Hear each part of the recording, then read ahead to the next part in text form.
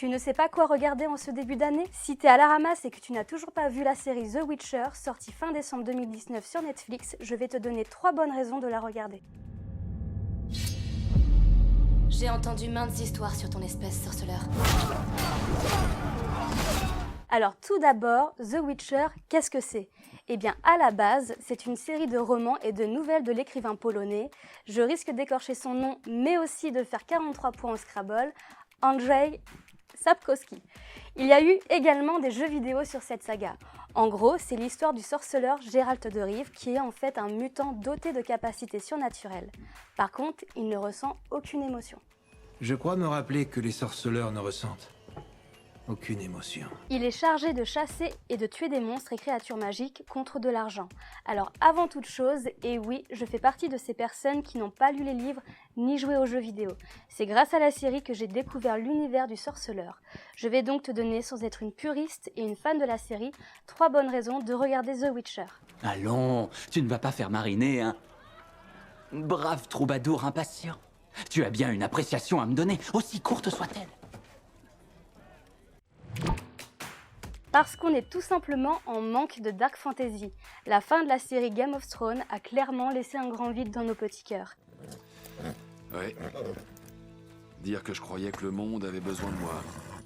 Et soyons honnêtes, même avant sa sortie, The Witcher était déjà considéré comme le Game of Thrones de Netflix. Donc si tu adores l'ambiance médiévale, les monstres et créatures magiques, l'univers sombre et fantasy, la magie, les combats d'épée, parce que oui, il n'y a pas que les sabres laser, The Witcher est fait pour toi. Bah Romain, tu fais quoi? Ah bah moi je me prépare, parce que il fait noir, et je vais pas me faire avoir comme dans l'épisode 3 de la saison 8 de Game of Thrones. Je prends les devants, j'ai ramené ma lumière. Parce que Henry Cavill en Geralt de Rive, eh bien, non mais franchement, il est trop canon. Il est balèze et musclé, il a une voix intense et profonde. Eh oui. Mais n'importe quoi, t'as vu ses cheveux? On dirait Legolas dans le Seigneur des Anneaux, le gars. Et puis moi, niveau cheveux, je m'y connais, hein. Non mais lui au moins il a des cheveux. En plus il est drôle, enfin il est drôle à sa façon. Bon, j'avoue, il est un peu ronchon et bougon. Voilà donc ce qui t'arrive avec l'âge. Tu deviens incroyablement acariâtre et grincheux. Mais justement, c'est ce qui le rend tellement sexy et craquant. Qui sait, sorceleur?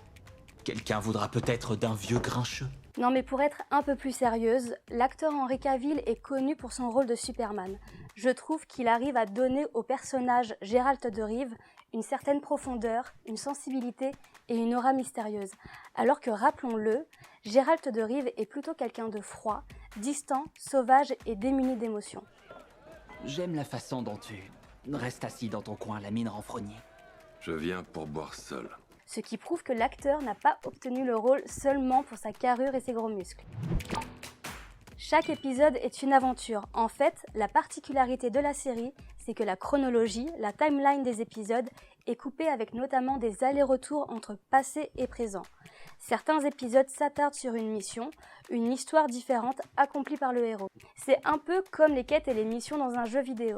C'est donc une construction surprenante et risquée, mais intéressante et bien conçue, avec comme fil conducteur le lien qui unit Geralt de Rive et la princesse Ciri. En fait, on peut se sentir perdu à un moment puisqu'on a plusieurs timelines.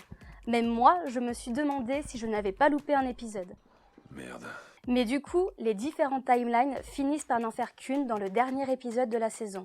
Et là, on comprend mieux. C'est un peu la révélation. Alors, si ces 3 raisons t'ont convaincu, que tu as un abonnement Netflix et que tu as plus de 16 ans, car oui, la série est interdite aux moins de 16 ans, n'hésite pas à la regarder.